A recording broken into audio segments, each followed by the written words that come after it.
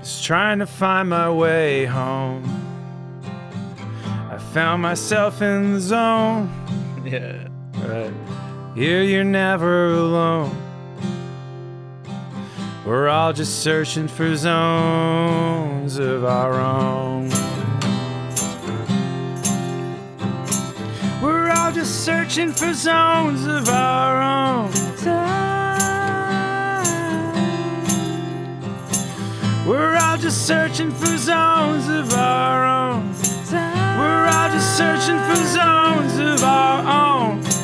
We're all just searching for zones of our own.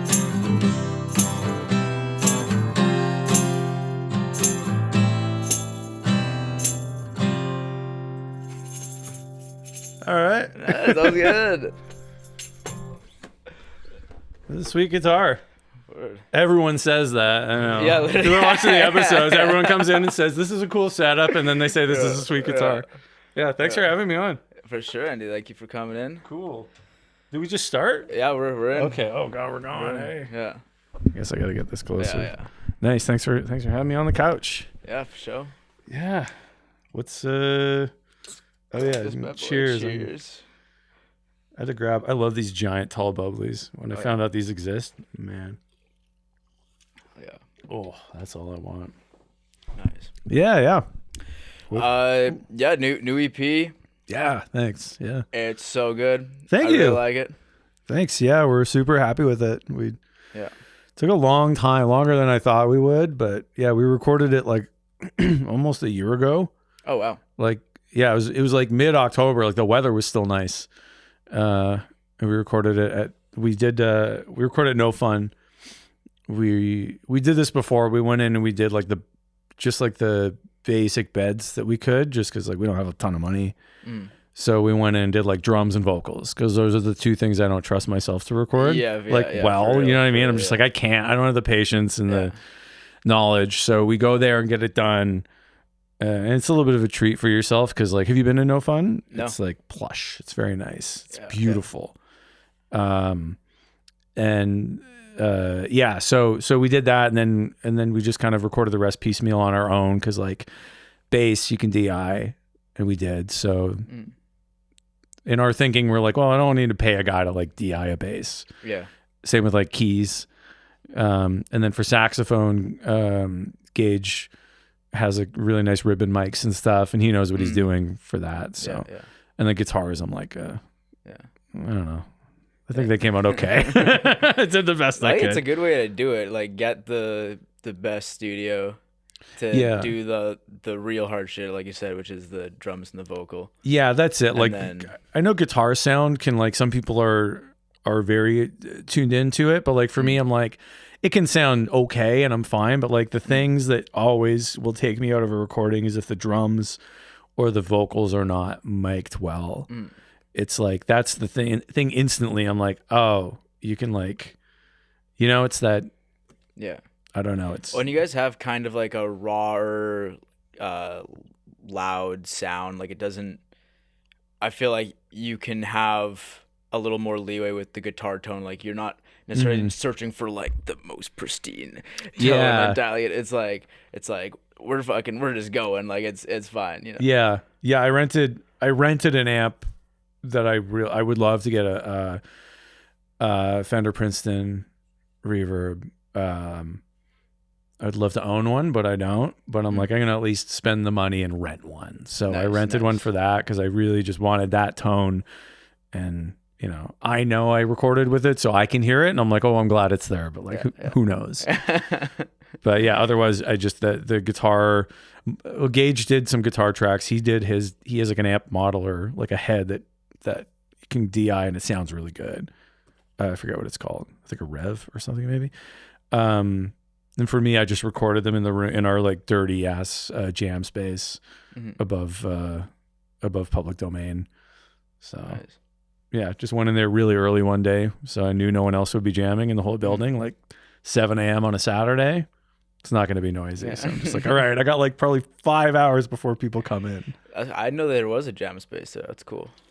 There's tons of rooms up there. A lot of bands are up. It's not quite the same as it was when Goodwill was going, but when Goodwill was going, there'd be like a separate party upstairs, and people would just be in their spaces. A lot of people have couches or chairs in there, and like the jam space that like Leon's getting larger slash our friend Oscar, and there's like one or two other bands in there. Their room, a lot of times there'd be people there. Our space, depending on like who is around, we'd be having people in there. Like we jam in the same room as Hut and Veneer used to. I don't know if they're still up there. Hallfield used to be right next door to us. That was really cool. Yeah, there's tons of bands up there. Sick. And then how much is that a month for like? I mean, Because I guess you're splitting with a few bands. Yeah, we're splitting with a few bands. I couldn't even tell you off the top of my head, like anywhere. I think when there was 5 bands splitting, I think it was like 150-ish maybe for us. So it's like not that cheap, but you know, you're not in there every night. Yeah, you're not in there, man. Like everyone, you know, you just leave your gear there. You don't worry about it too much, I guess. Yeah. Like, and our room's pretty big. We got like two drum kits in there, and the building's, it's not the nicest building you've ever been in, but it doesn't need to be. Yeah, exactly. Yeah. Yeah, where you jam right here. Yeah. That's cool. Yeah. You live with roommates, and I got my brother. Oh, okay. Yeah. Cool. So he doesn't mind that you make a ton of noise. Well, I'm sure he minds a little bit, but it's fine. Right. Do you have like a night of the week that he just knows to not be here? Yeah, it's like Wednesdays, Banana Wednesdays. Okay, nice. Yeah. And then but even like solo, sometimes I'll like I try to keep it, you know, reasonable if I'm just practicing by myself. But sometimes you need to like, if I'm like dialing in tone, especially like, you know, you want it to be at like stage volume. Yeah. To really get it. So, but yeah, usually it's really just the one night of the week that we're going ham. That's not too bad. Yeah. I was like, dialing in tone is funny because like I get a little self-conscious about that. I don't know if you do, just like getting like, because you know people can hear you and you're just like playing the same stupid thing over and over. Sure, trust me, I'm changing things in between all these like. I was like, I use a vocal effects unit to put like a little bit of breakup on the vocals for some of our songs. Oh yeah. And like I was trying to get that dialed in recently, and I'm like, everybody can hear me going like, check. Yeah. Check. Like I know, like to anyone else, it sounds like I'm just being annoying, but it's like I'm trying to get something. Or even just like just practicing things. I think especially vocals, like if you're like pushing. Especially as like I just would very much rather not have anyone around. Yeah. There is I used to work at School of Rock. Oh, nice. And Glenn works there. I know Glenn. Leader of, Glenn Radley? Yeah. So he would always like, he didn't give a fuck. He doesn't care what people No, think. for sure. Yeah, he does not give a single fuck. So he'd be in his room like just screaming or doing this and that.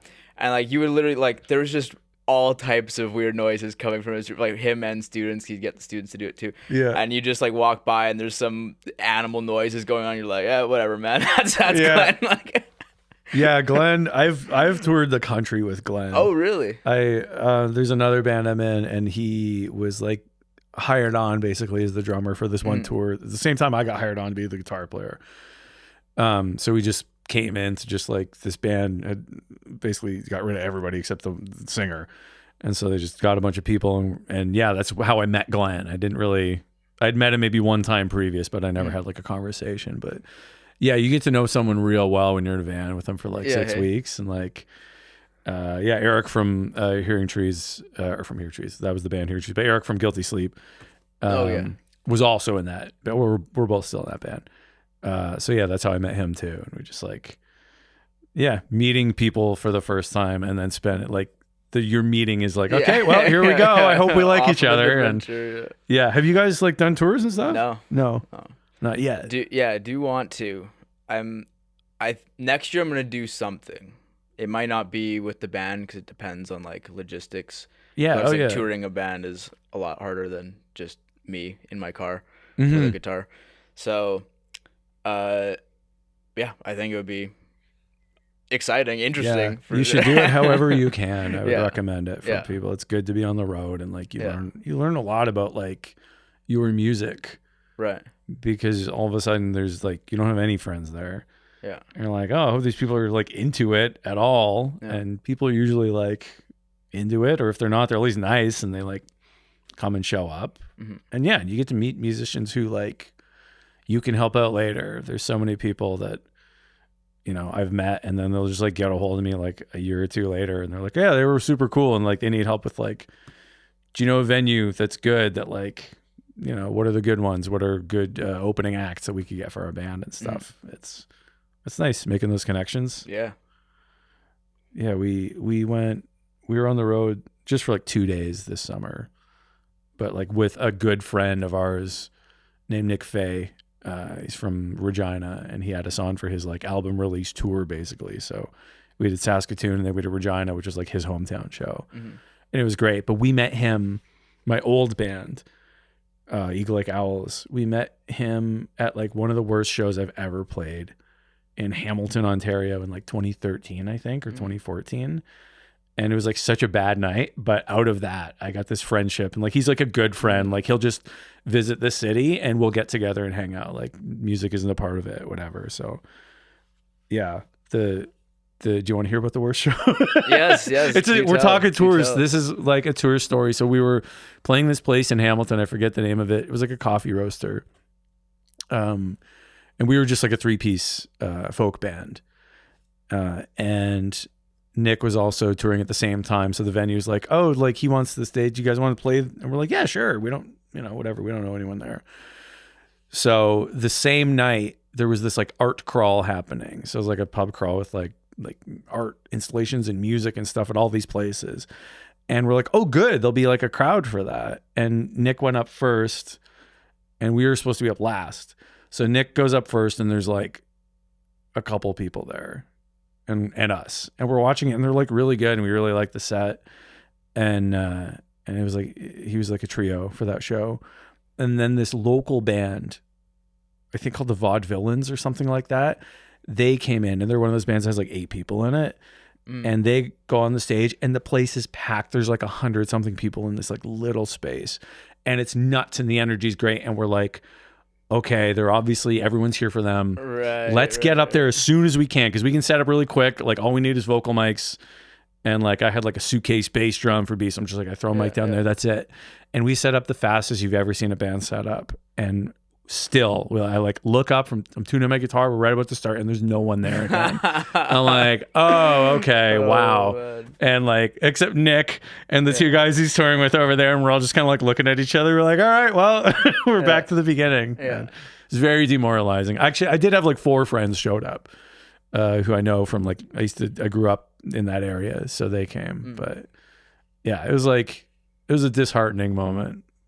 Yeah. But you know, now I got a really good friend out of that. So yeah, that's a win. Mm-hmm. Yeah. So I hope you get some touring in, even if it's just yourself. Like, do you know, would you want to go west or east? West. Yeah. Yeah. It's easier. Yeah. We always, or my folk band, we always went east just because I'm from there. Like I'm from Southern Ontario. So it's like, I just had a lot of places I knew we could play and stay as well. Like we stayed at my parents' place. And then from like, because if you're in Southern Ontario, you can get to so many different cities all within like 2 hours of each other. And it's like, and you're not worried about like, no one from London is going to be like, oh, hey, you played Kitchener-Waterloo. Why are you like, it's not too close. Everything's like, there's so many people. So we did that. But yeah, now that like the longer I've lived out here, I'm like, oh yeah, I'm going west now. It just makes sense. And so you grew up in Southern Ontario, and then I know from your lyrics that you ended up in Vancouver. I didn't. No, I've only been to Vancouver maybe like 6 or 7 days of my life. So yeah, so our songs are all this about these characters, and it's like this big story that's happening, and there's like pieces of my experience in there. Okay, but a lot cooler actually. Okay.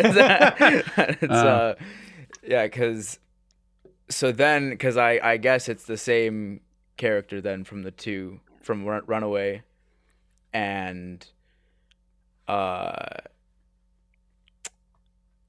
which is it that you talk about falling asleep on the Millennium Line? Oh yeah. So that's Well, so like the broad strokes are it's about the whole story of all of our songs, because I have a hard time writing lyrics, and so I decided, like, if I come up with this framework where I tell myself everything I'm writing is happening within this story, it's easier. It's limiting almost, that it's like, okay, I can write about this. So like, so the Vancouver stuff, the main story overall, I'll start there, is like these two young friends, they meet in like the summer before high school, and they sort of have these romantic feelings for each other, and they have these very different lives, and they sort of explore it, but they don't. And then they kind of fall out of touch, and the one moves away to Vancouver, the other stays in Winnipeg.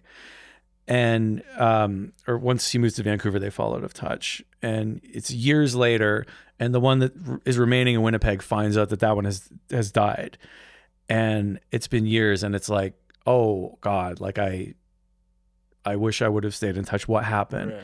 And so he makes this pilgrimage to Vancouver to kind of piece together those intervening years of his friend's life by talking to, like, ex-romantic partners and bandmates and friends and whoever he can find, right? Like the people who ran the bar that his band always played at. So it gives me this way to like write these stories about people where it's all connected to this guy's journey to try and understand his friend's life in those years that they weren't in touch, which is like, you know what I mean? And that never really, it's not outlined too clearly in a lot of the songs, but I know it's there. I think that's so cool, because it's like, like each song is kind of like a small piece. It's like little vignettes and little things. Yeah. And like having the broader story in your head, and like you said, like kind of limiting what you can write about can be like very freeing, right? Like, it's like, okay, well now the job is to fill this out, Yeah, I want it to be connected. So like those two songs you mentioned, like Runaways is from the point of view of the deceased. It's how he felt when he's moving to Vancouver. He doesn't know anybody, doesn't know what he's doing, and he gets there, and it's just sort of him like breaking out. And it's sort of it's you could start the whole story there if you wanted to, like in media res, like where, he's sort of, all you know about this person is that they've just moved away. And then I Don't Want to Remember You is his ex-girlfriend years after, just talking about like remembering, like, oh yeah, I'm on the SkyTrain. And it reminds me of this other time that we were on the SkyTrain. Yeah. And so the idea is her relating this story to the friend from Winnipeg who's come there to kind of try and meet everybody through social media, just trying to see these contacts, right? Who did he know? And sort of putting his life together that way. And then some of the songs are a little removed. They're about like the personal life of the Winnipeg kid who, just sort of also filling in his life as if he's telling his friends, the ghost of his friend or something, this is what I was doing these years between, when we met, when we lost touch, and now when I'm trying to figure out your life. So it gives me a lot of birth to, like, I can kind of play with like, yeah, it's related to it because it's just whatever, or I wrote a breakup song and I'm just saying it's about that to like make it fit. But as long as there's there's always these themes. The main themes that are going through is like connection and loss of connection, and missing someone. Those are like the main things that all our stuff has. And yeah, it's like, it's kind of grim, but then our idea was like, also, I'm like, these songs are like sad. The story behind it is sad overall, but like, we're just gonna have the most fun we can playing those songs. That's what I was gonna say. Like, each one is like, very high energy, awesome, like sing along, and those are some of my favorite songs are like that, right? Like you have, once you think about it some more, you're like, oh, this is actually pretty sad, but at the show I'm going like this, so it's like, I Don't Want to Remember You is probably my favorite one to play live. Bleak. And it's like the saddest stuff I ever wrote in my life. But like, I'm like, we just have fun with it, and that's like that song. A lot of people have reached out since we put it out, and we're like, I love it, but it's like, it's sad. It made me cry. I'm like, all right, it worked.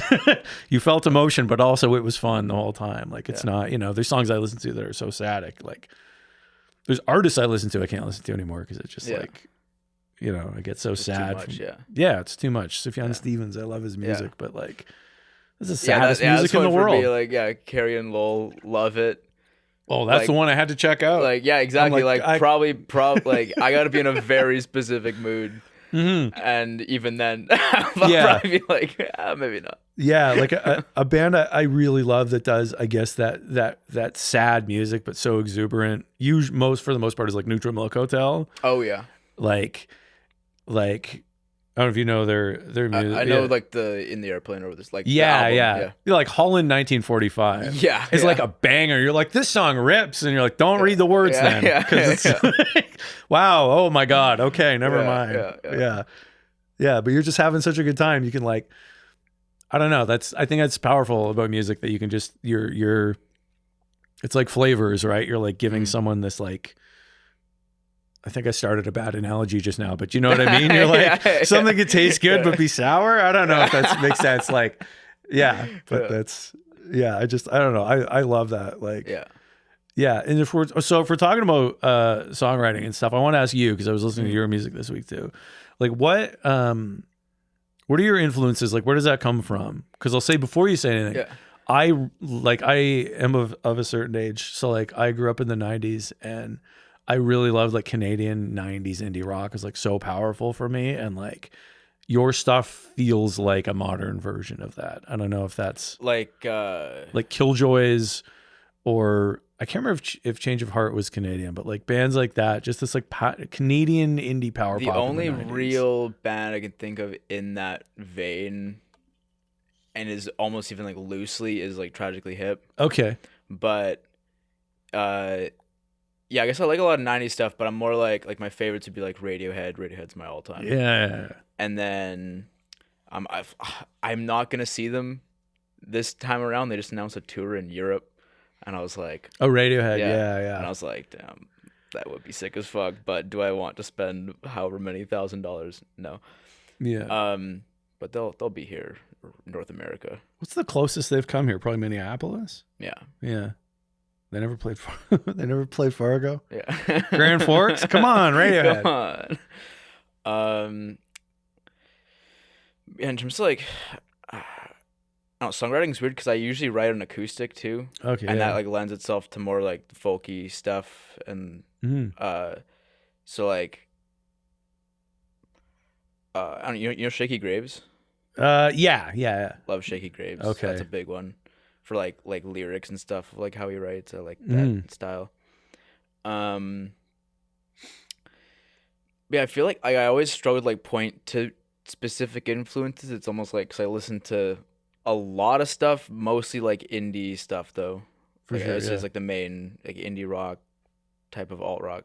Nice. Yeah. And then it all kind of just comes together, and like folk stuff, and it all comes together. And then. Yeah, I feel the same with like folk is a big influence for me. Like I love like really meaningful lyrics. Yeah. And that's like, there's some folk bands that are just like, again, like Sufjan Stevens, lyrically you listen to it and it's just like, a lot of times it's devastating. Yeah. But, like, that stuff I like, or like there's really old albums there's this artist named Hayden. I don't know if you know Hayden, but he's like his first two albums especially, it was just like, it was folk, but it was like dark and like moody, and like just that kind of really like a lot of sad slice of life stuff, and I kind of just love that. Just like, I don't know. I do like writing a sad song, or like not just like straight sad, but like just having like a few fucking gut punches in there. Yeah. You know? And then like most of the time it's actually like not about me or my life. It's just kind of like I was in the vibe, and I'm like, well, that lyric that I just came up with, well, that like hit me in a certain way. Yeah. So I'll write it, I'll put it in the song, but it's not like about anything really. It's just like about whatever the song's about, whatever you want it to be about, you know? Yeah. And then people will say to me sometimes like, oh, like your songwriting is so honest. Like I feel like I know your pain or something like that. And I'm like, But like I'm chilling. But like, Yeah. you know, like I appreciate you. You know, you like it and whatever. But Yeah. There's still like, I think you can still say there's honesty in that about like it affected you when you wrote it, right? Yeah. Like it's like a fiction author can be honest, Right. without writing about themselves. Yeah. I think when it's just if the emotion feels real and if you're like honoring it as opposed to like, I don't know, like there's some song, and nothing against songs with like very basic ass lyrics, but like some songs are just like they're just meant to get you in a fun way. Yeah. And like that's also great because it's just like if you're feeling something from it. Like the only music I just don't like being bored by music, right? Like when something's if you're listening to it and it's like not about anything and not fun, oh no. Yeah. I'll take about nothing, but it's fun. I love that. Like, man, I got so off on a couple of years ago, Oliver Tree. Oh yeah. You know Oliver Tree? Man, it's like the dumbest music in the world, but it's like some of this stuff. I listened to one song like 20 times on the drive home from work one day. Like I used to have a really long commute when I was living in Ontario for a couple of years ago. And I was driving from like Toronto to Niagara, and it's like a 2-hour drive. And I listened to one song for most of it. And it was this song. Like I put it on. I was at an event, and that song, I had seen an Instagram ad for that song. And I was like, I don't want to listen to that guy just from, how he looks. Yeah. And he looks like he's stunty, right? He like tries to look like, he tries to get in your algorithm. Also like it took me a while to realize that it was like entirely a bit. Yeah. With him, like I'm like, surely there, like I can tell he's not entirely serious, but like, I didn't realize he was like an actual just like meme lord, like not serious at all. Yeah, that's it. And I was like, I don't want to get into it. And then I was at this event, and they were like playing music over, and I heard that one song that was on my Instagram, like the ad for it. And I was like, oh, you know what? Shoot, that's a good song. Oh, no, I like this now. Yeah. And then I just listened to it. Speaking of Radiohead, though, do you know the Radiohead video he made? You can still find this. He made, when he was like 16, he covered Karma Police. And he made a video for it and everything. And like Tom York retweeted it whenever this was, like 10 something years ago, I guess.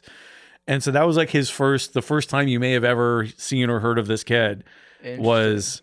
Yeah, he like did this weird, and he's got like, he like raps the second verse, and it's like very strange, but I was like, oh, it's legit. And he's like a legit skateboarder too. He can actually like skateboard and scooter really well. He like does stunts and tricks and stuff. So just like, it's full of surprises, man. But yeah, get into like, I don't know, got kind of far afield, but like about lyrics. Yeah, just like if it's dumb, but it's fun, man, I can get into it. Yeah, for sure. I want to write more like that. I feel like I usually limit myself where I'm like, I don't usually just like get into that sort of like fun headspace, I guess, when I'm writing. Like it's usually like, I lean more serious or like purposefully dope, I guess. Yeah. Or like I want to write something cool instead of just like, I just want to write something fun. I want to just be loose, Yeah. Do you ever like writing something fun? Have you ever gone into writing where you're like, I want to write like a hook? Like, do you know what I mean? Cause you can kind of like, there's things that like a lot of hooks have that you're like, oh, what if it's like, do you know what I mean? Like, because sometimes I'll hear a song with an amazing hook and I'm like, oh, I want to sit down and write that right now. Right. Like, so there was one like that. I saw an Oasis cover band, and they ended on "Don't Look Back in Anger," and that was when I was like, oh fuck, I'm like, that's a really good song. Like I knew it was a good song, but I'm like, like I want to make that song. Yeah. So then over the next few days, I wrote that song again, but it's different. But it's your one of that. Yeah. And it's called Wasting Away. Our band does it, and it'll be coming out at some point. Nice. Yeah. But it's specifically just like the mood of like the very sing-alongy chorus and I was like, yeah. And then I was like, that was one where it was kind of like scientific how I was like putting it together, right? Right. So I'm like, it can't be the same chords. First of all, we gotta change it That'll up. be the giveaway. Yeah, Someone catches you. So, and it is like, I think you can tell listening to it, if like knowing that, you can be like, okay, I can hear where the connection is. For sure. But if you're hearing it the first time, you're not gonna think, oh, this is don't look like it is different. But yeah, I'll be like, oh, like we have this first half of the hook, and then like we want to go somewhere else, but like how do I connect it? And I'm just like very just like engineered like the perfect chord progression. Yeah. And then it felt like when I finished it, like that I had like solved the puzzle. I cracked the case, and I'm like, let's go. That's a good feeling. Yeah, because sometimes you can put too much work into it, and you're like, I just made it too mechanical. When everything fits really nicely. Yeah. I can't wait to hear. What was that one called? Wasting Away. Yeah. I'll hear it eventually. Yeah. I think I did. When did I do? One of my, I won't say who I heard, but there was a local band that I heard. Sometimes it's when I hear a local band write a song I really like, and then I will like, I want to write my version of that. And I'm so yeah. One time I heard someone. I'm gonna have to keep this so vague, just because I know they'll never figure this out. But like, I heard my friend's other band that he's in. I heard one of their songs, and I was like so impressed. And this is like a long time ago, but I was like, I'm gonna write my version of that. And then I like just literally sat down and did it. It's like my version. They don't sound the same at all, but I'm just like in my heart, I'm like, this is my version of that one. And it's like a song I'm really happy with still. Like it's my old band, very old, but like, yeah, sometimes you're just driven by like, you just like something so much. Like the last thing that got me like that was like Hot to Go by Chapel Roan. Oh, really? That's such a banger, hook. And I'm like, I can't. And for a second, I had the thought in my head, I'm like, I bet I could write something like that. I was like, no, you can't. Like, what are you going to do? Who do you think you are? Yeah, exactly. Like, don't even try. It's going to turn out terribly. You're going to feel worse about yourself. But I was like, you're right. I should just enjoy it and know that why would I write that? Yeah. But yeah, sometimes someone just stumbles on a great hook or like something, a line that just like, that kills you. A friend of mine, he used to play music here. He lives in Toronto now, but he played under Twin or Twin Twa now, like TWIN, TWA. It's my friend Dave, and he's like one of my favorite songwriters. And when I moved to Winnipeg first in like 2011, he was like one of the first artists I got to see a show of here. And he writes songs like that where I just hear like a line or a melody, and I'm like, I don't know how these come to you. They're just beautiful. And I was like, I wish I had written that kind of melody or hook or something. He just has this way. Yeah. So it's fun to like, anytime he sends me something new, but every time I'm like, how do you do this? How does that come out of you so consistently? Yeah. And so you say, you moved to Winnipeg 2011. What was the situation? How? It was for work at the time. Like I used to be on the radio. So in radio, you just kind of, if you want to like move up quick, you kind of move around the country a lot. So I had been my first job was in Fort McMurray. I'm pointing up because it's really far north. Fort McMurray, and then I was in northern Saskatchewan, and then I was in northern Ontario. And then finally I got hired for like because I had moved, I'd been living in Toronto for like my whole like as soon as I graduated high school basically, and like living all over the country in these like small far-flung towns, and then all of a sudden like Winnipeg, I'm like, I'll take it. A city, thank you. So it's just nice to be back in a city. I could go see live music again. Like it was great. So I moved here I was on 102.3. It was Clear FM when I started. It changed to Kiss FM. It still is Kiss FM now, as far as I know. And I moved, and it was like as soon as I got here, it was the first time I'd moved to a new city that I was like, if I stopped working in radio, I think I might just stay here. Like I liked it. Every other place I moved, as soon as I got there, I'm like, how do I get out of here? How do I move to like someplace I want to be? Northern Ontario was pretty decent, but yeah, as soon as I got here, I'm like, I think I just would stay in Winnipeg even if I stopped. And then when I did stop working in radio, I stayed. Nice. And yeah, I don't regret it. I think I love this city. Like there's so much here, and I feel like my life is here and my heart is here. Like, I don't know. You from here or yeah, grew up here. Yeah, and nice. I feel like most people who grew up here like don't have the same appreciation that you do. Really? Yeah. Right. At least I don't know. I know so many homers for this city. Really. Yeah. Maybe also age thing, like early 20s, people are generally just like. I was this way myself because like when I was 18, I moved to Vancouver, or 19. I had like a job there where I was like doing sales door to door, and they hooked me up with a house, like company house and car and stuff in Vancouver. Yeah. Whoa. Okay. Serious sales. Yeah. All right. So like, well, we were in Vancouver for a few weeks, and then moved like basically between Surrey and Abbotsford. Okay. Yeah. But yeah, I was at the time I was like, fuck this city, Winnipeg, that city being. I'm like this city sucks. The winter sucks. There's nothing going on here. I'm moving to Vancouver. And then I liked Vancouver, but then also like coming back, I was up there for like 6 months, and then coming back, I was like, actually, Winnipeg's pretty chill.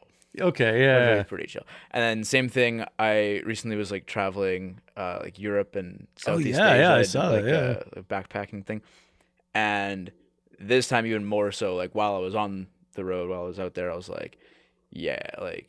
Because I was even, again, kind of like looking for cities, like, well, maybe I could like stay here for a while, like do this and that. But it was pretty quickly like, nah, like Winnipeg for sure is home. Really? Like, yeah. Great. Yeah. It's tough to leave. Like I tried to leave one time. I was like, maybe my time here is past. Mm-hmm. And I was gone for not a year, like half a year. And I'm like, fuck. I was like, maybe Toronto's good again. And I went back and I'm like, no, never mind. Yeah. Never mind. I'm not gonna go. It was nice. Like my family's all down there. It was nice to see them. But yeah. There's something about this city that will keep you coming back. I don't know what it is. I mean, it's probably for me. Big one is like I can afford to live here. Yeah, that's kind of nice. Like I've lived in the same building since like 2014. I moved out of. I was living on River. Like right by the Safeway there. Oh yeah. In this apartment, it was a sweet apartment. But the rent went up like quite a bit. It was going to go up quite a bit in 2014. And I'm like, you know what? I'm just gonna start paying less because I also was like, I was making decent money in radio, and I was like, but also at the point where like, I think I want to get out of this. So I'm like, I should probably get somewhere more affordable. So I found my apartment now, which is basically just right across the river. And my place now is still much less than that apartment was going up to in 2014. Like my cutoff there still hasn't happened in this building. It's like so affordable. Yeah. And like I have a car, like I pay for parking, and it's still like way less than that. Yeah. So, you can't. I know Montreal used to be more affordable than it is now, and that's another place I'd like entertained living for a while. Yeah. But it's like, man. Winnipeg's so nice. Yeah, I don't know. Yeah. Like you just got to, I think you have to find something that you like doing in the winter. Otherwise you'll go crazy. Yeah. Yeah. Like that's the one thing is like, if you hate winter. A big reason why bands are so big here. Yeah. Oh like, yeah. For sure. People are like, what the fuck else are we going to do? Skate for the millionth time. Let's fucking start a band, I guess. Yeah. Skating is the thing I found. I'm like, that's my outdoor thing in the winter. I'm like, why am I happy winter's here? I can skate, I guess. Yeah. I live right by the river. So it's like, I can get there in a minute and get on the river. I skated to work a few times this year. Oh, that's fun. Yeah. But yeah, the other thing to do is like, well, if it's too cold to do anything but be inside, like start a band that will keep you inside for sure. Yeah. And then every now and then you'll get to go play a show and actually get out of the house. Yeah. Yeah. Do you guys have stuff coming up? We got Halloween Day. What is that? Like we're playing Halloween Day. Halloween Day where? Yeah. Tapos. Oh, okay. Oh, nice. Yeah. I didn't know that. Are they calling it Halloween Day or are you just saying Halloween Day? I'm just saying because you say like I'm playing Halloween, like it's Halloween can be considered like a era. Right, a season. Yeah, like yeah, a whole, yeah, no, okay. or the day of, yeah. Nice. Yeah. What is that show then? It's us and Silas Presley, Jane Fuentes. Okay. Be a good one. Nice. Yeah. That's cool. I don't have Halloween plans yet. Maybe that'll be it. It'll be a good one. I'm not a Halloween guy. I don't do that stuff. And no one comes to my door. I'm in an apartment building. Oh yeah. Yeah. Yeah. And it's like, it's a cheap rent apartment building. Doesn't cost much to live there. So I think the kids figure like, oh, there's not good candy in there. Yeah. It's like, go 2 blocks over, go to like Eastgate or something. And yeah.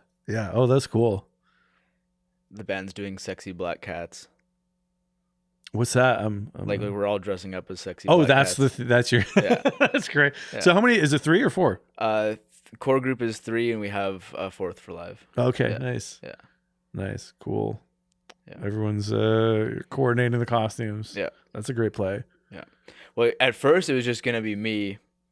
I was like going back and forth between Sexy Black Cat and Filthy Frank. You know Filthy Frank? No, not by name. Okay, that's okay. And then I was talking with more people, and they're like, "Oh, like are the other boys doing Sexy Black Cat?" I'm like, "No, but they fucking should." Yeah. So, once we convinced, because we figured it was gonna be Alec, our lead guitar, was gonna be we have to get everyone else first, and then Alec. Oh, okay. Will be yeah. So we did. We approached for like we're doing Sexy Black Cats. He's like, oh man. He's like all of you, all of us. Yeah. Okay. I get it. I'm not a costume guy, but like, yeah. That's cool. Yeah, if my whole band was going, I was doing it. I'm like, I guess I would. Yeah. But yeah, I think I think I might have played one show where we were supposed to wear. Yeah, it was a Halloween show, Halloween-ish, at Side Stage last year, but I forgot because I don't care about Halloween. I forgot it was Halloween, and like, who were we playing with? Dayloft, I think, and like Dayloft all dressed up. They were like cowboys, I think. And then like Leon's Getting Larger was on the show, and I think they might have had some sort of I think like Luke, their drummer, dressed up. Or they might have all dressed up as something. And we like didn't even try. I don't know, partly because I forgot, also because I was like, I don't know, were we supposed to? But yeah, it would have been fun. It's fun to wear a costume, but I just never think about it. Yeah. Yeah, been so long. Been a long time since I was old enough to trick or treat anyway. Yeah. I feel like I might be rewriting my childhood, but I feel like I wasn't a big Halloween kid. Yeah. I liked getting candy, but that was it. I feel like I stopped trick-or-treating as soon as it was socially acceptable to not. I think I was maybe 1 year after, like, the year where it was, like, on the edge of, right. like... We're talking, like, 14? Are we... Yeah, I think it was... to me, 14 was 13. Like, 13, I think, was the last year. Which that was like some people weren't doing it that year, and I'm like, I'm fucking getting my candy, bitch. Yeah. It's good if you're not super tall yet. Yeah. If you're like a big 13 or 14-year-old, then you're like, oh man, they're gonna be mad at me. Yeah. Yeah. No, I wasn't like, I don't think I wasn't that tall at that age. So I think I was like, I think I did 14 because my friends did. And they were just like, well, we're going out. Why not? And I'm like, yeah, okay. Yeah. And then I think that was, I don't even remember. I threw some kind of costume together. I think I culturally appropriated a hippie. I think that's what I did. I think I just dressed up in like 60s clothes or something. Yeah. Whatever. They don't care. Yeah. But yeah, I stole hippie culture and knocked on some doors. Mm-hmm. Yeah. Best Halloween costume you ever did? What was it? Ooh. I did Pope 1 year. That was an absolute hit. Yeah. Because I would bless people. I'd have like the staff.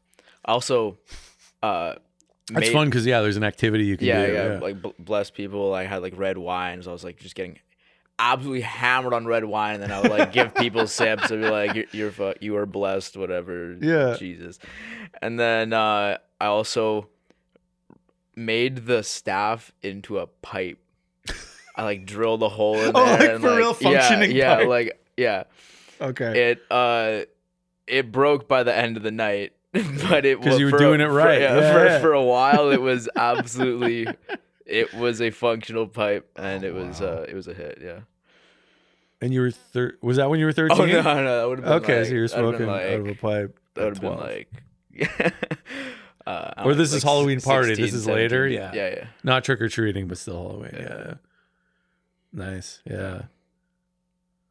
I think my favorite Halloween costume I ever did was like, it was a real inside joke. It was when I was working in radio and my friend was having a party and there was this guy who was like, he was out of town, but he would do a show on our station, but he would just like send us the audio to play. And he had this very strange voice and this way of speaking. And it was like very funny and kind of corny and old style radio. And then we looked up his photo and it was like, it was recent, but he looked like he was from like the 1980s or something. He just had this like big mustache and these goofy glasses and like a tight green sweater, just like, and he wasn't doing it. It wasn't a look. It was like who he was. Right. And so I'm like, I'm going as him. So That's I did funny. him. I bought like a fake mustache and like put it on. It was great. That's good. That, and then one year I loved Two-Face from Batman. He was like my yeah. favorite villain. And I made my mom make me a Two-Face costume. We like cut 2 old suits in half. And then she like sewed them together and everything. It was crazy. It was very That's high effort. That's good. My poor mom. Yeah. I was like, I really, and she did it. But yeah, boy, did I ever put her through a lot that year. I think that was the last year I cared about trick-or-treating. I was probably like grade 6 or something. Yeah. How was your show? EP show? Oh yeah, the big release show. Yeah, it was great. It was so much fun. It was really special. Like, I'd seen Solaire a few times and like friends with like Emmanuel, the bass player. Like I played with a few of his bands and it was fun to like finally play a show with them. And then Leon's was up second and they're good friends and we've played many shows with them.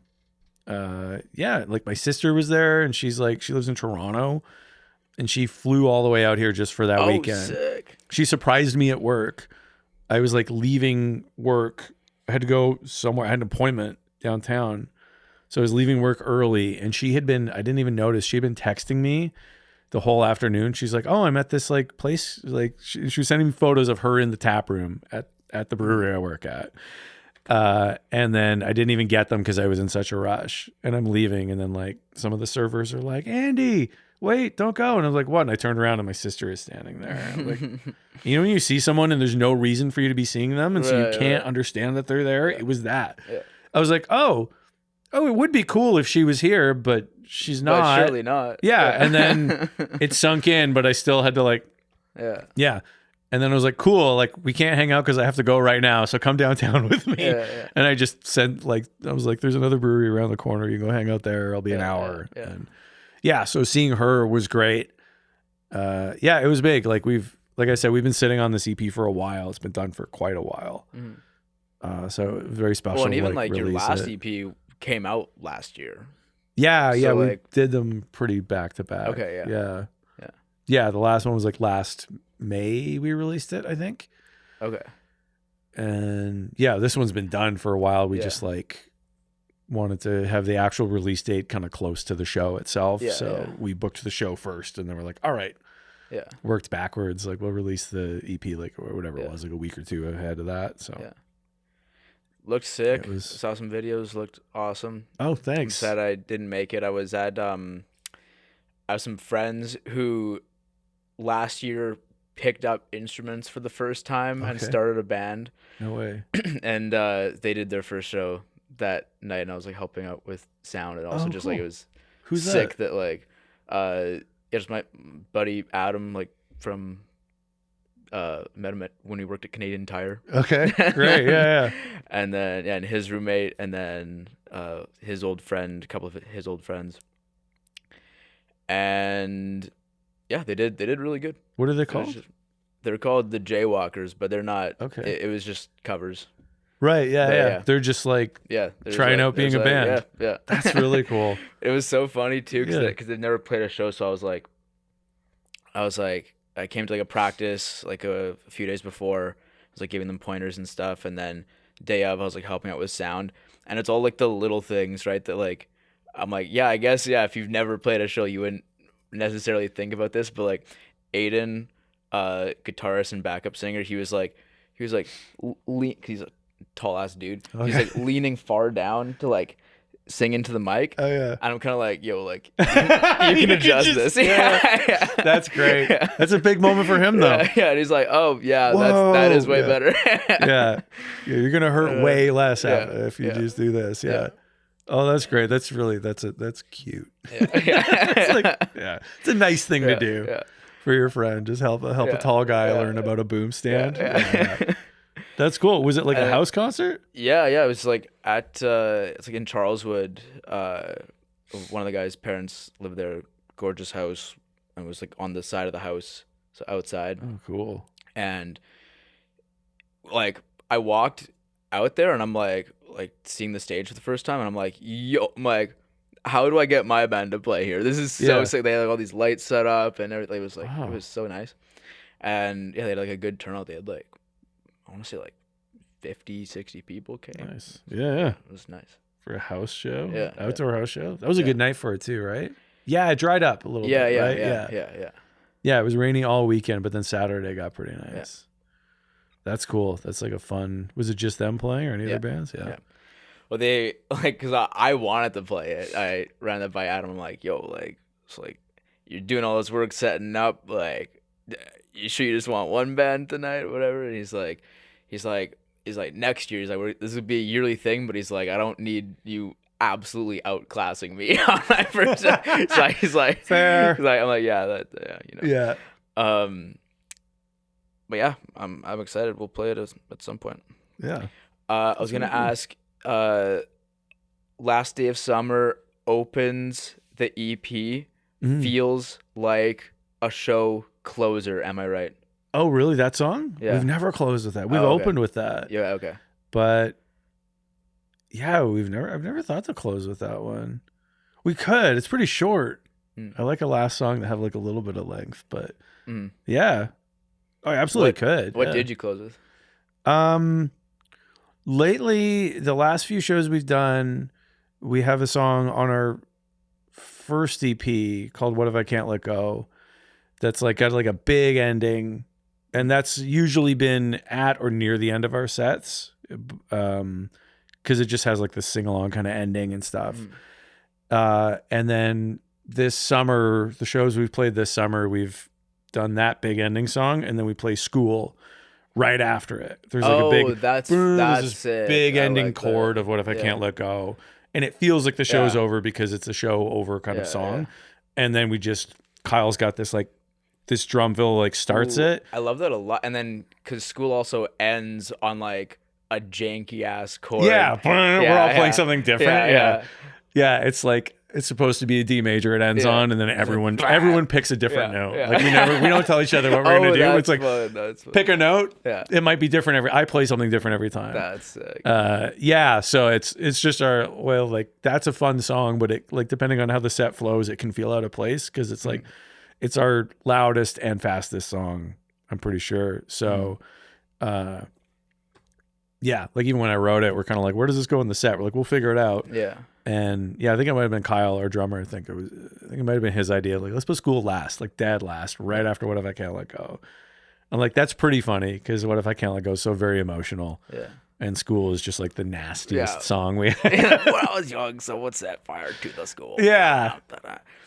How does that fit in with the story arc? So that song chronologically is like the first song of the story, which is where our two main characters meet. So it's from the perspective of the kid who is alive at the end of the story or whatever. But so it's him, and his school catches fire for whatever reason near the end of the school year, and so for the last few weeks they send the kids to this other school that I'm playing with geography in this. I took a name. It takes place in Winnipeg, but I took a name of a school from my hometown. DeWitt Carter was a school. I just know it as the school on the other side of town from where I went. So it's just as far away as school could be in my mind. So basically he goes to this other school and he meets our other main character, who's this kid who's like, has a very different home life, very different kind of family. and is sort of a bad kid, I guess. And so the idea of school is like the school burns, catches fire. So he has to go to another school. Obviously, it's pretty literal. But then also he meets this kid who has a different life than him, and he's learning. He's learning these new things, and he starts learning about himself, and he starts having these like romantic feelings for this kid, and he's starting to learn, a lot of stuff. And he's 13, 14 at this time. And then, so that's kind of the first verse. And then the second verse is, it's still told by the same character, but it's, in the second verse, the deceased, we'll call him, his dad's come back in town, that's sort of a thing that happens in a lot of the songs where you just realize this kid has a really shitty dad. So he stays over, he's sleeping over with like the other kid, and he starts learning about his life, and they start learning what their friendship is together. So it's this idea of being displaced. This explanation has gone on longer than the song takes. I hate this, but like, but that's the beauty of a song. Yeah, too, there's right? too much maybe in it for like the song. Honest to God, is 2 minutes and 10 seconds long. It will be over by now if you started it when I started talking. But yeah. So anyway, the idea of school, the theme is like just that they're getting an education, but about like themselves and about other people and about their lives and who they're going to grow up to be. And that displacement of, in the first verse, his school catches fire and he goes to a different school. In the second verse, his dad comes and he leaves his home to go stay with his friend for a few days, or who knows how long, until his dad decides to skip town again. So that's the idea of that song anyway. And like, again, it's like a 2 minute, 10-second long song. It's meant to just be a fun, visceral kind of song. But again, I'm like, I'm not happy if I'm writing a song that's just about whatever, for a project that I've decided is about something. Do you know what I mean? So I'm like, it's got to mean something. So for the longest time, that song had barely any words, and I would just yell.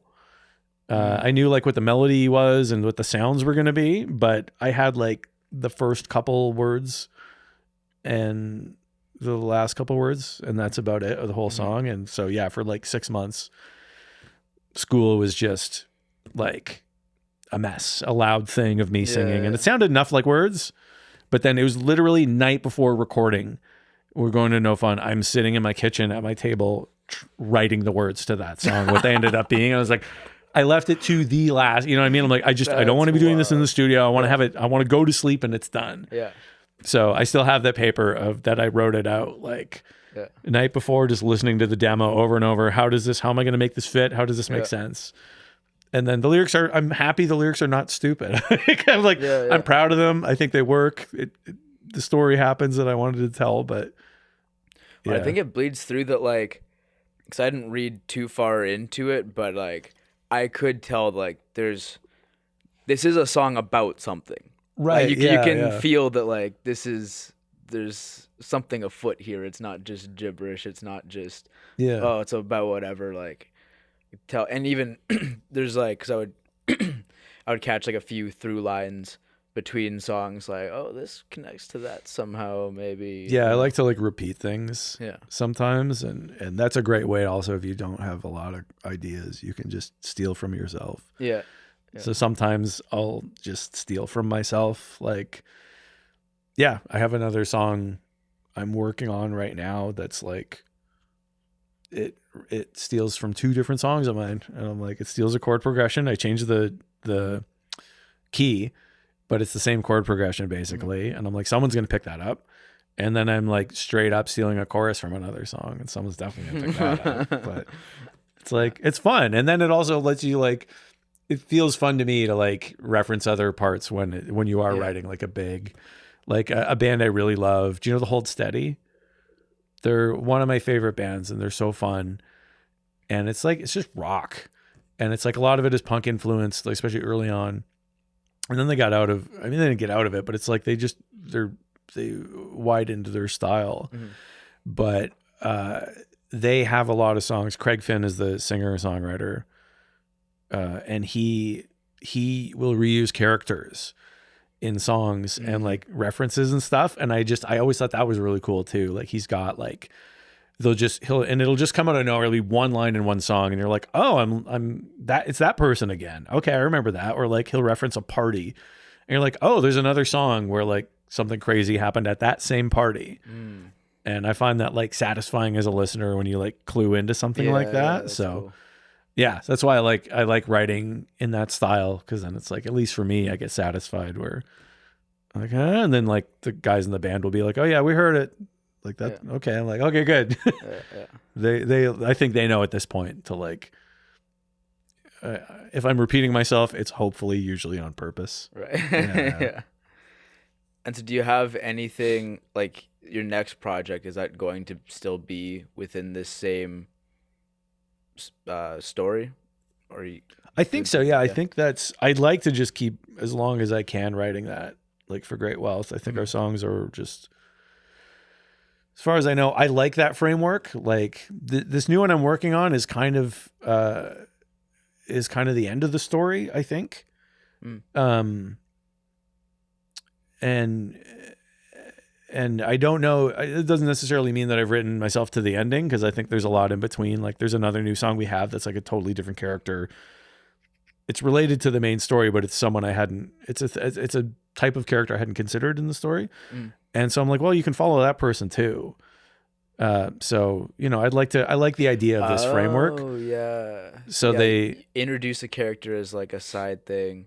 Yeah. And then you can, but also like we can lean more into this person, and then they have this other person. Yeah. I'm interested in that sort of exploring them. Like, why are we following this person? Right. It's like, well, because they're related to it. Maybe something happens later that's related to it as well. Right. Like that this person is in Montreal, which is like another city I haven't spent a ton of time in, but I love, and I'd like to write about Montreal more. And so I'm like, I kind of might want to explore that character. Like, and that was a song, like there's a couple of our songs, again, I Don't Want to Remember You is another one. Like I don't know Vancouver very well, but I knew that song took place in Vancouver. So like when I wrote that song, the lyrics, I was like, I just had Google Maps of Vancouver pulled up, and I knew like the area I had been in and I really liked, and there was like some businesses and stuff that I remembered and places. So I'm like, well, what's around there? And so there's like, again, I'm like, what fits the meter? So that's like how Millennium Line, that line came in, because I'm like, it just fits the meter really nice. I'm like, okay,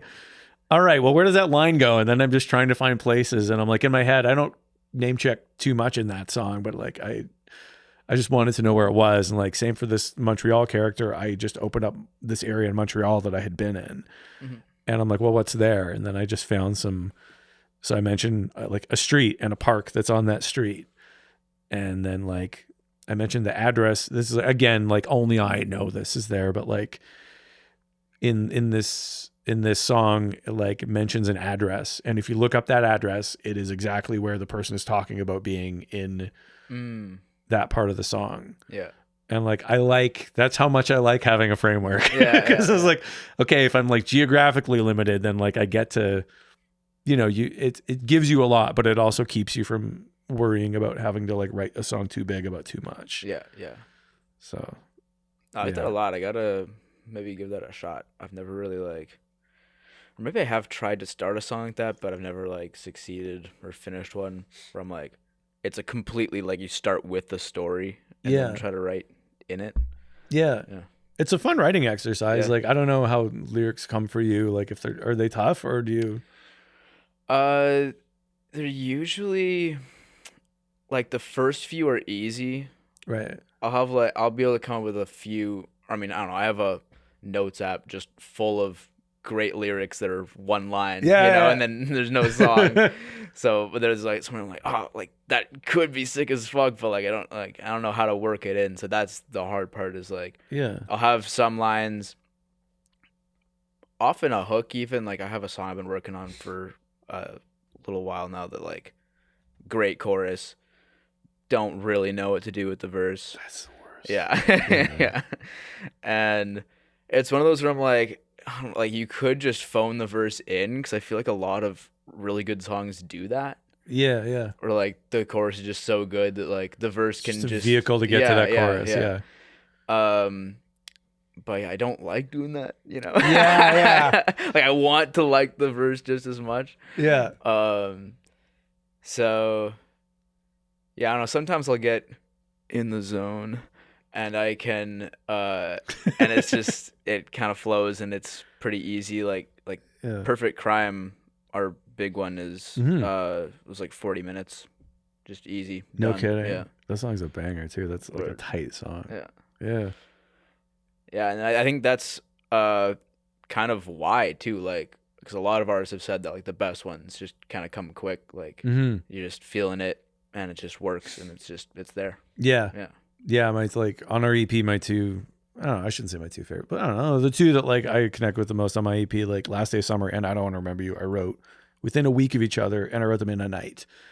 Like I had the idea at work I had like a note. I had the chorus of Last Day of Summer in my phone for about a month, but that was it. And I did not have a verse. And it was like the same thing. I was like, I want to get a verse that like feels at least like it's worth that journey. And then I just sat down. I'm like, tonight's the night I'm going to do it. And I just blew it and it came out. And then same. And then like, yeah, there's other songs I agonize over for months or years. I think that's like, maybe a big part too, is like you just need to be like, okay, I'm going to fucking do it right now. Yeah. Because you can finish it. It might not be what you end up with ultimately, but like you can finish it, just write whatever, and you can do it, and then and you can surprise yourself doing that too. Yeah, like sometimes you will not know what was in you, and you're like, something great will come out, and you're like, if I'd agonized for the perfect line, I wouldn't have come up with that. It's because I just let my brain just break open and put it down, and like. You know, usually whatever gets you there. Usually when I write, I like a glass of rye. Honestly, I like 2 glasses of rye, like on ice, and that's just it will just do it for me. Sometimes I'm like, that's what I want, and it'll like, if I sit down to write and I do that, I'm like, I usually will come up with something I like. But that's I don't know. That's the key that will unlock it for me. Like I'm like lyrics for me is the last. Are you like lyrics last as well? Yeah, or generally. Yeah. Why, Why is that so hard? It's the worst feeling when you get like a hook or like you have like, I have so many songs. I've recorded the demo of like the whole song and I'm just like, the lyrics aren't there. Yeah. Like, what do I do? Well, I guess I usually don't progress past like, if I have one progression, right? Like I'll figure out the lyrics that go there before moving on to like a B section. Oh, okay. That's smart. Yeah. Because I feel like like a good progression is like a dime a dozen, you know, like you can just make one like it's pretty you know. So once I have if I'm just like jamming whatever I'm feeling, it's like okay, like I kind of just have the mindset that like this isn't anything until there's words to it. That's good. That's so a good idea. I'm kind of like, if like maybe I'll find words right now, and if I don't, it's almost like you can just let it go. Like it's I can play a C to an F another time. Like it's fine. Yeah, that's that's smart. Yeah, sometimes I just get stuck on like I'll get like a progression and then I'll get a melody and I'm like, that's got to be something. And then but then I guess maybe I just let time decide. You know, I guess what usually happens for me is the first line is usually a lyric. Like if I try, I have a progression and then I sing something, I always sing words, and oftentimes the first thing out of my mouth is sick. That's like what you'll want to go with. Yeah. Like and it's usually like the foundation of the song. It's like and so it's like I don't know where that came from, but it's dope. Like let's go. And then so I feel like it's like either I take that step to get there or not. And then if I do, then I have the words, and or at least for like this one section, and then we continue from there. Yeah. That's a nice feeling when the first thing that comes out is good. Yeah. Every now and then, you'll get that. Like I'll just be playing something and say something that feels right. And like that was like Last Day of Summer when I was writing that. I had that like that melody. Na, na, na, na. I had that. And I was like, okay, that's something. And then I just I said on the Last Day of Summer, I'm like, whatever the song is, I'm like, that's it. That's what everything has to lead to. Right, yeah. And that song was written almost entirely backwards. Just like, that's funny. the ending. That's the point. I was like, what is it? And then I was like, then I wrote the words. That was it. And I was like working backwards, and I got the chorus. I'm like, okay. And then I was working on the pre-chorus or the chorus. The chorus hemmed in what I had to do for the rest of the song. Yeah. Cause it's like, there's a line, the line is the song is over, but it's still in my head. And I'm like, well, then they have to be listening to a song before this part. Right. So like both the pre-choruses are about listening to a different song. And then I was like, okay, like what song is it? Yeah. And I had one failed attempt, but it was all within that night. But I was like, I started writing and I was like, oh, they're like, it's like, I don't know if you like Bruce Springsteen. Like I love Springsteen, but I had to get to an age where I even wanted to hear it. And then I had to like specifically be like, I'm going to listen to Springsteen and like it. And I sat down. So I'm like, oh, what if they have that moment? And then I realized like these kids are like 14. They do not like Bruce. They don't like Bruce Springsteen. It's not, give them 20 years. They'll get to that age. Right. So I'm like, what do they like? So the first verse, they're listening to Lana Del Rey. And the second verse, they're listening to Taylor Swift.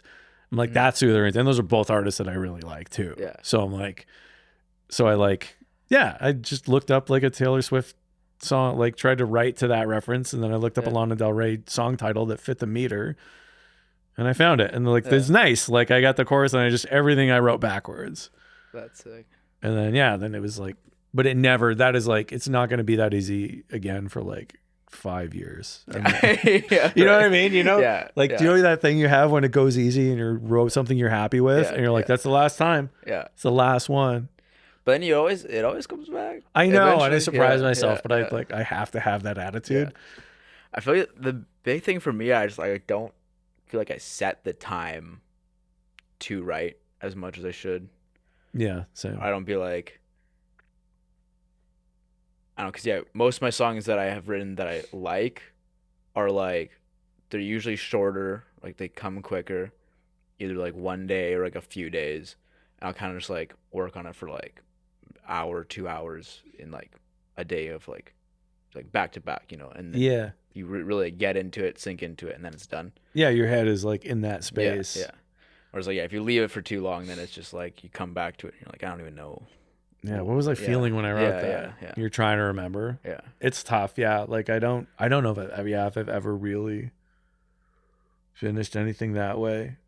Like the only.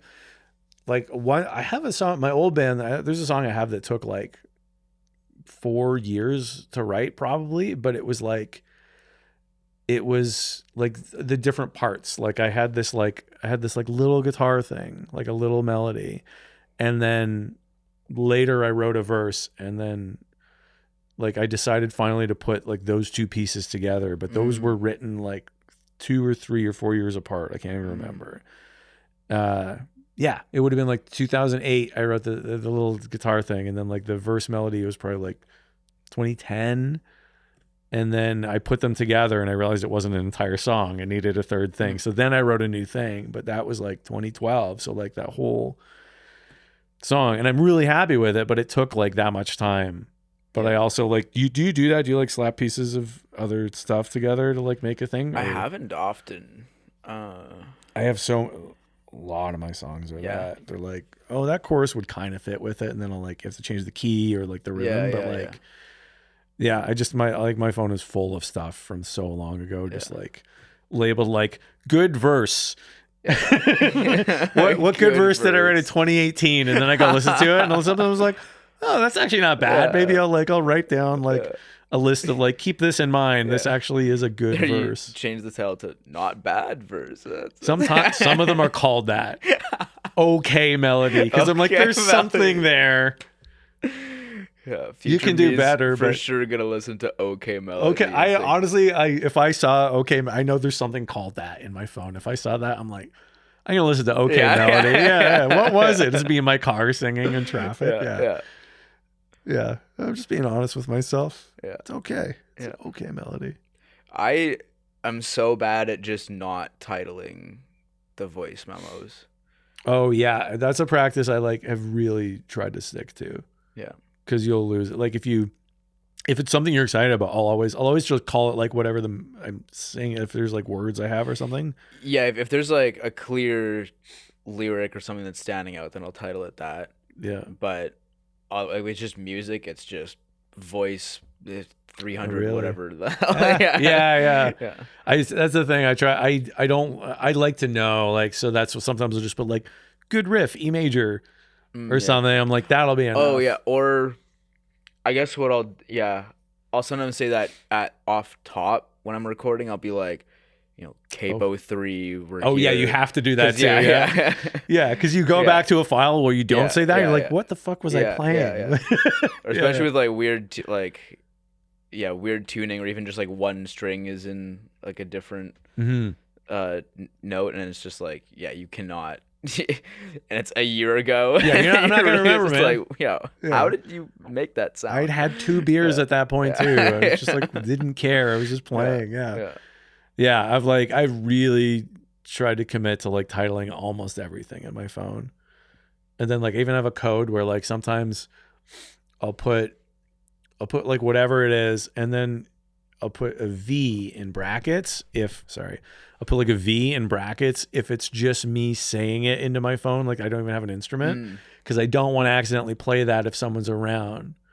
You know what I mean? And it's just your voice going, it would start like this, and then it'd be a beat like, I don't want people, you know what I mean? Like if you're showing someone an idea you had, so that's my code to myself. Do not play that. It's just vocals. It's nothing else. Yeah, don't play that for other people because it's going to be embarrassing. Yeah. And then I'm like, if it's not there, then it means I had a guitar in my hand or something. Yeah. Or it was my band jamming. Right. Yeah. Band comes up with songs together sometimes? Not usually. We we'll jam on stuff. Like usually if very rarely, but I will like come to practice with like just a part of something, just because it's like, am I right to be excited about this idea? Right. And it'll be like a chorus. And then like, this one I'm working on right now, I'd mentioned earlier, like I really was excited about this chorus and I brought it in, and then like we had like 4-part harmonies going on. I have it on my phone. I still listen to it because it makes me excited to like keep writing the song. So that kind of stuff I'll bring, but like very rarely do we like just come up with a thing in the room that ends up being a thing. I don't know why I'm like averse to it, or it just doesn't like spark as much in me. Like, I don't think we've ever done that either. Like we will jam and just like come up with stuff, but I don't think it's ever ended up. It's weird because it feels good when you all lock in. Yeah, it does. And like, damn, we were coming up with cool, and so then I feel bad because like they'll be playing cool stuff, and it was like, it's not like I didn't like that. It's just like I don't know. It's funny what I just come up with off the top of my head on guitar, like when the band's there, is like usually not the kind of thing I would write when I'm just sitting down to write a song. Is that what you find, or are you just like it? Yeah. Which I think that's also good, and like why I would want to write like that. Yeah. Is because like your starting point is a lot different if you have bass and drums are all going. It's like, okay, this is different than just sitting with your guitar, right? So. And I feel like it captures more of like the spirit of the band, and like you're starting from that point makes more sense. Yeah. But I struggle usually. Same. Yeah. I get like, I'll listen to them. I'm like, I really like it. Like I should go back and listen to more of our jam files because I know we have good stuff. That, it's. Yeah, more often I have the whole thing and I like make an entire demo with almost everything in there, and then I'll just bring it to the band and be like, now like make it what you would play. Basically, like sometimes I'm like very specifically like the bass has to do this because it's like a melody that's happening, or like the drums please very much like this if you could. And everyone makes it their own, and we turn it into something that is better than this demo that I had, which mainly, main things that only will stay from that is just like what I'm doing, even if that. Yeah. But it would be a better practice. I'm in another band that we only write from jamming, which is like. What's that band? That band's called Hearing Trees. Oh, okay, that's okay. Yeah, we don't play. Yeah, this is the one. Yeah. Sorry, I keep hitting that. That's the one I met Glenn through. Yeah. He's not in the band anymore, but yeah, that band now is Graham is our singer. He plays guitar. I play lead guitar. Eric from Guilty Sleep plays bass, and then Kyle, the drummer from my band, because I met him through that band too. He's the drummer of Here and True. He was the original drummer, and then he came back later. So yeah, all of the music for that band is just like what we come up with in jam, and then Graham will records everything, and then he just pours through hours of a lot of good stuff, but then also an amount of us just like I don't know, and he'll write to that, which is like interesting and not the way I write at all. So but it's kind of fun. It's kind of fun to hear an idea you came up with like 4 years ago get turned into a song. Yeah. Like, oh man, you played this riff. It's so good. I'm like, I don't remember, man. Like, I've done so much stuff since then. So then he'll like email me that demo because he knows where it is. And he's like, it's here. It's at like 13 minutes and 40 seconds in. You play this riff. I'm like, okay, I'll listen to it. And it's a thing. And I'm like, oh, okay. Yeah.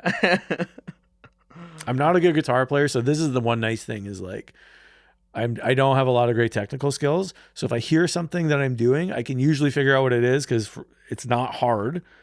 And I only have like 2 tricks. So I'm like, it's probably trick 1 or trick 2. Right. That's it. It's like, that's funny. Yeah. And it's usually based on where my delay pedal is set, which I can figure out. So, yeah.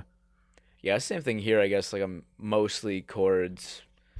Like, it might sound complicated, but it's just chords. Like, the complicated part is like the right hand. Like, I got good like finger picking. Oh, nice. Yeah. But yeah, like the left hand's usually just chords and like just like tricks, just hammer on, hammer off, just easy stuff, But it sounds good. Yeah, do you fuck with the effects a lot? Like, do you have delay? Is that an effects unit? Yeah, so that I just got that. Oh, that's the TC Electronics. Yeah.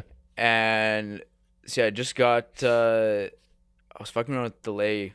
Like delay's my favorite effect. It's really cool. Like I'm gonna get into it more. Yeah, they make a great. They have like my holy grail of not the holy grail pedal, which is a different pedal, but this pedal I always wanted. It's TC Electronic Flashback X4. Have you seen it? It's that like it's like that big and it's blue. Yeah, and it's got like you can have 3 delay presets and it's a looper, and you can do like the tone print thing where you can download. And they have an editor where you can design your own and you can load it on. I used to have it was like a flashback, but it was like a 1. Oh yeah, the smallest one. Yeah, and they have a middle one too, which I had for a bit, but I wanted the big one. Yeah, TC's effects are great. Yeah. Sorry, I interrupted you. We were talking about delay. Yeah, so that's the same thing. Like you can have 3 effects at the same time. Nice. Yeah. And it's multi. So you could do like there's a preset on there with just 3 delays. Right. And so I was messing around with that the other day, and it was like, it's really cool how it like sets the tempo. It sets kind of like, because they're also at like different subdivisions, right? And so like a dotted eighth, yeah, or just doing a like straight, crazy stuff. quarter. And so it like that kind of like sets where the song goes for you. Yeah. And so then I'm like playing chords, and I'm like, okay, well I need to like lock into this specific way, and like some things are gonna sound better through that series of delays, like some little licks and things, and some are not gonna work. So it like really influences how you do it. And then it's like having a drummer too, where like you like it's going, so you gotta go. If you want to sound half decent, you gotta just keep playing. You gotta be like locked in. We have a couple songs like that like I use effects less, but like a couple of our early songs had that like dotted eighth, like that kind of thing. And like, I'm lucky Kyle's like just like a machine, right? So like he can lock into anything, and I don't worry about falling off. But it also helps. Does that have a tap tempo thing on it? Yeah. Okay. Yeah. Sweet. That's especially if you're doing that stuff where you're like it's driving like the beat. If the beat starts slowing down, then you can just keep up. Yeah, you can just as you're going, and it's not gonna interrupt the sound or anything, right? So that's like, huge. Yeah, that's super handy to have. So you can stack the effects on each other. Yeah, you are limited to 3. Still. But yeah. It's one pedal and you get 3 different effects. Yeah. But it has a bunch, like not just delay. Yeah. It's like Sweet. Yeah, like compression, chorus, reverb, all that type of stuff, like no distortion, but basically everything else. Yeah. Oh, that's Yeah. fine. Yeah, compression's a good one to have in an effects unit too. Yeah. Yeah, compression's like one of those pedals that I got a compressor and I'm glad I did, but it's one of those pedals that you get and you're like, oh, I have to spend money on that. Like, Yeah, right. do you know what I mean? It's like, ugh, it's like getting a tuner. Yeah. You're like, I know I should, but like, I just spent like $150 and there's nothing fun happening here. Yeah. Like compression is entirely like, hear that? Like, Yeah. I guess I hear it. Like when the whole band's playing, it helps when you got like hit a solo and all of a sudden your guitar jumps out. Like that's good, but it's the same with like getting a power supply. Like my friend was building a board and he kept putting stuff on it and he was just daisy chaining off like, there's one spot. Yeah. Like those ones that are like heavy duty, but you're not supposed to be powering like more than like 2 or 3 pedals with it. Right. And his pedals just started going crazy. I was like, you need to spend money on like a power brick just because like, I know they're expensive. They're like $200 something, but like at least. Yeah. But then like, it's just, you're just paying for like peace of mind and your pedals working properly. Yeah. It's worth it. But it's not fun. Yeah. It's not as fun as spending like $150 on like a delay pedal. Yeah. You do crazy shit with it. Yeah. It's like, no, it's just like, ugh. What was the Holy Grail pedal you speak of? Oh, the actual Holy Grail pedal is a really good reverb pedal made by, what's the name of the company? The same one that makes Soul Food, EHX, Electro Harmonics. I have one in my closet because I just, in case I have reverb on my amp, but if I'm going on the road and not using my own amp, I will bring that pedal and it has come in handy because I've had backline that the amps just didn't have reverb. So I throw that in, but yeah, it's just like it's been around forever.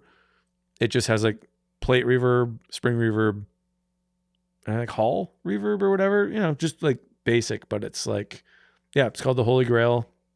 I think they make a bigger one that's got fancier stuff, but it's just, if you need a really good just reverb pedal that just does reverb really good. Nice. Yeah. EHX Holy Grail. Yeah. That's what I use if I'm, for some reason, don't have my amp with me. Mm-hmm. But yeah, I use a Fender Hot Rod Deluxe amp, which is like, okay, but I love Fender spring reverb. It's just a sound I love. Yeah. Yeah, that's something I can't do without. Just looking at my notes, I think we've said it all. Do we hit everything? Sweet. Yeah. All right. Thank you so much for coming in. Yeah, thank you for having me. Do you have a song you would like to play that you can't play acoustic? Yeah, sure. Yeah, I'll play a song. All right, sweet. Yeah. Oh, and you got a capo on there. It's just about that. Yeah. Oh, my shirt is stuck to me. How's that going to be? Really, right there? Yeah, that's good. Okay. Was there a pick here? Is there a pick in there? I think there's one. Yeah, there's one in the guitar. Look at that. Yeah. Cool. I got to do that. Right. Oh yeah. Oh man. Cut that. That's a cool capo. Yeah, I guess I could play Last Day of Summer as like a easy one to do if you're into that. All right. I haven't warmed up my voice, so we'll see how it goes. Yeah.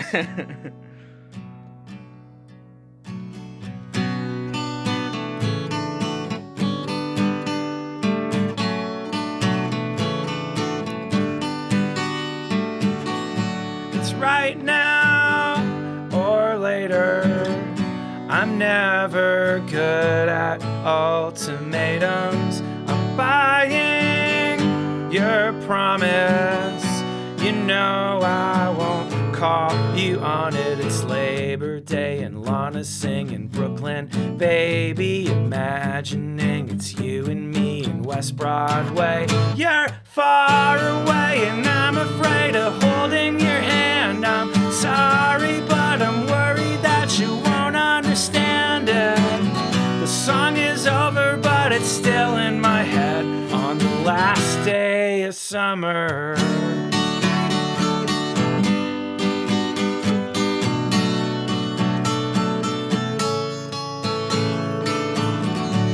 Hiding this feeling that you feel I'm something worth concealing. Your coldness creeps in like September. You think I'd think more clearly in the colder weather. The summer was a thunderstorm. You're the tornado tearing into town and taking me away, though. It's alright if you wanna wait for winter. You know I wouldn't mind if that works better. And sometime we could accidentally let on and collide with the lie we sold together.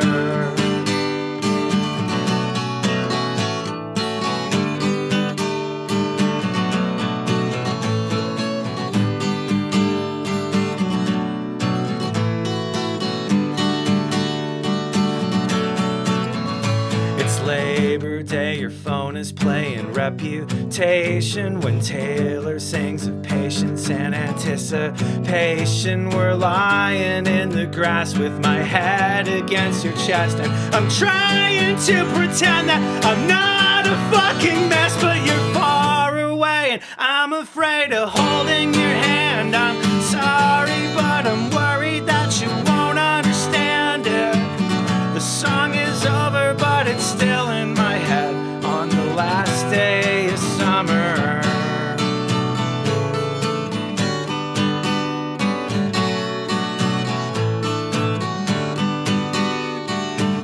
The song is over, but it's still in my head. Yeah, Thanks. so good. Thanks for having me on. Oh, thank was you, great. Andy.